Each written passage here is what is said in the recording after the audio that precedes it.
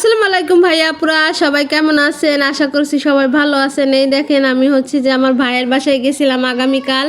তা হচ্ছে যে আমার ভাইয়ের মেয়ে দেখেন আমাদের লক্ষ্মী সোনা, এই দেখেন কিভাবে যে মানে গার্ডার দিয়ে সে হচ্ছে যে বানাচ্ছিল, মালা বানাইতেছিল। তা আমাকে আবার বলছে যে তুমি এটা ভিডিও করো, ভিডিও করে তোমার পেজে ছাড়বা। এখন আমি এই যে মনোযোগ দিয়ে দেখেন তার এই যে এগুলো বানানো দেখতেছিলাম আর ভিডিও করতেছিলাম আর অনেক শয়তানি করতেছিলাম। আমি তাকে অনেক চেতাই, সে হচ্ছে যে অনেক মানে মেয়ে তো অনেক মানে সে হচ্ছে যে না গেলে রাগ হয়, কত যে রাগ দেখায় জানেন না, মানে আসার সময় কত ঝামেলা করে। তারপর হচ্ছে মানে মেয়ে মানেই তো আদরের, অনেক ভালোবাসে, এই জন্য হচ্ছে এরকম করে, গেলে আসতে দিতে চায় না। এই দেখেন কি সুন্দর করে বানাইতেছিল, কত বড় একটা মালা বানাইছে, মানে মানে এক এক কালার দিতেছে। আবার দেখেন সে সব বোঝে, সব কিছু বানাইতে পারে।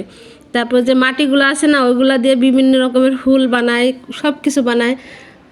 দেখেন কি সুন্দর করে বানাইতেছে। যাই হোক ভাইয়া পুরো এই যে হচ্ছে যে আমি হচ্ছে যে আমার ভাইয়ের বউ হচ্ছে রান্না করতেছিল, আমার ভাবি। এই দেখেন আমি আবার একটু ভিডিও করতেছিলাম।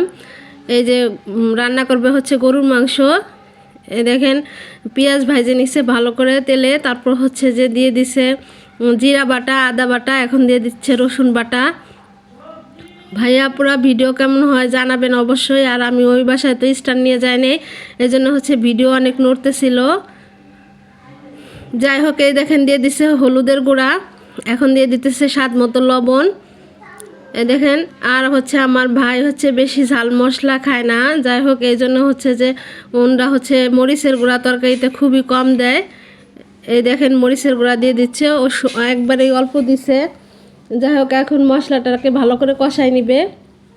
হ্যাঁ দেখেন মশলাটা একবারে ভালো করে অনেকক্ষণ পর্যন্ত কষাই নিছে।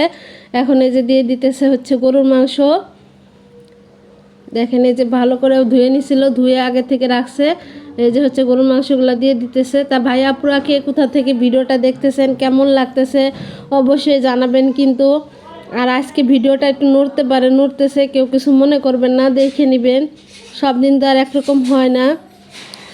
যাই হোক এই দেখেন মাংসগুলো সব দিয়ে দেওয়া হয়েছে, এখন ভালো করে এটা কষাই নিবে।